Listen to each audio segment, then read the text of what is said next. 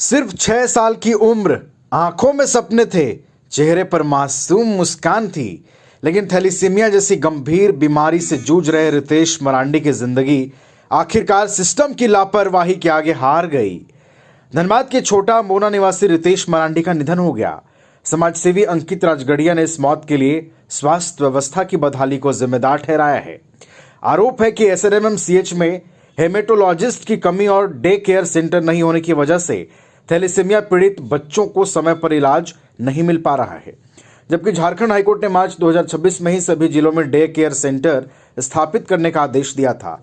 लेकिन सवाल अब भी वही है, क्या थैलीसीमिया पीड़ित बच्चों की जिंदगी सिर्फ सरकारी फाइलों तक सीमित रह जाएगी? थैलीसीमिया सोसाइटी से जुड़े समाजसेवी अंकित राजगढ़िया ने बताया कि महज कुछ दिन पहले 8 मई को विश्व थैलीसीमिया दिवस पर रितेश के साथ खुशियां मनाई गई थी। किसी ने सोचा नहीं था कि कुछ ही दिनों के बाद वो बच्चा हमेशा के लिए दुनिया को अलविदा कह देगा। रितेश की मौत के बाद परिजनों और थैलीसीमिया पीड़ित बच्चों के परिवारों में भारी आक्रोश है। लोग सवाल उठा रहे हैं कि आखिर कब तक इलाज के अभाव में मासूमों की जान जाती रहेगी। अगर समय रहते डे केयर सेंटर और विशेषज्ञ डॉक्टरों की व्यवस्था होती तो शायद रितेश आज जिंदा होता।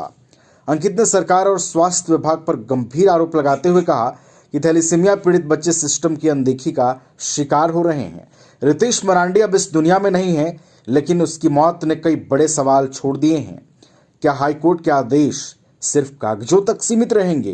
क्या आदिवासी मुख्यमंत्री के राज में गरीब और आदिवासी बच्चों की जिंदगी की कोई कीमत नहीं? हमारे स्वास्थ्य विभाग और हमारे सरकारी तंत्र ने एक और थैलीसीमिया बच्चे की जिंदगी को छीन लिया। बच्चा छोटा अम्बोना का रहने वाला है। बच्चे का नाम रितेश मरांडी है, पिता का नाम मंगल मरांडी है।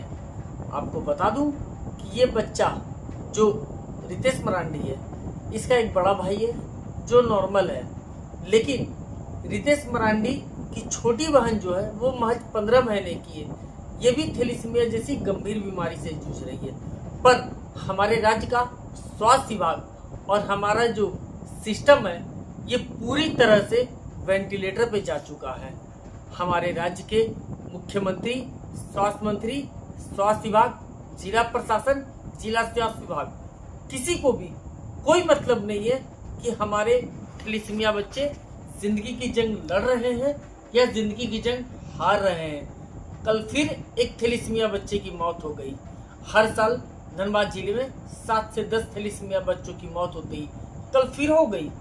कोई बात नहीं, क्योंकि यह हमारे सरकार के लिए महज एक आंकड़ा है।